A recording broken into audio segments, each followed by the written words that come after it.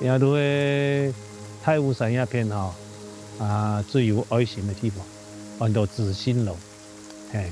那地方年代也喺无意之中啦，嚟到那边直接，发现那边可以看到绿队的光景，当然绿队平阳对这片多一片，也所看到的视野算最太白的，所以对一路看到大路，看到高雄的八五大楼，连我木卡都看得到，高雄的木卡、屏东的木卡全部看得到，所以我也都算来舒适的啦。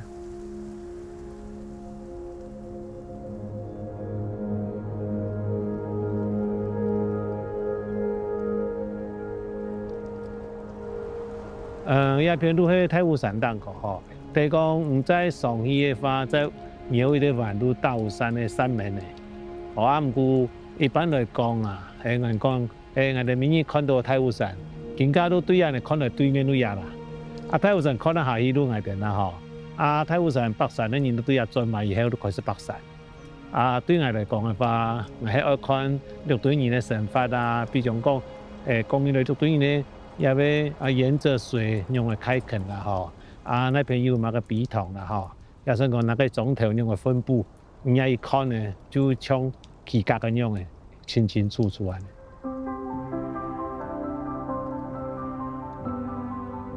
开头赛是讲的是一个天真的想法，一个偶然一个单纯念头，每个探人聊生嘢条路这个安尼啦。这个，我们都想要做出一个大家看了会欢喜心的客家的剧团也是乐团，佢冇乜个想法，都quite单纯。一个都5、6个人同我讲他讲你见少见多，到尾加入落去是30人嘅家庭，生意都经验，我们点样会行到一步？但是都讲我始终我同佢讲，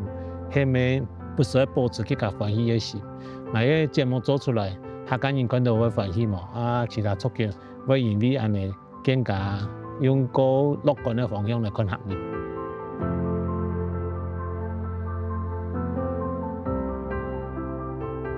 我们讲伊就讲亲子剧其实年代一开始我们的想法也不过是因为生意要来学客化，可能需要到大家一个有兴趣的事情。讲的是个奇妙的事，按讲要调无，目前看到无安尼状况，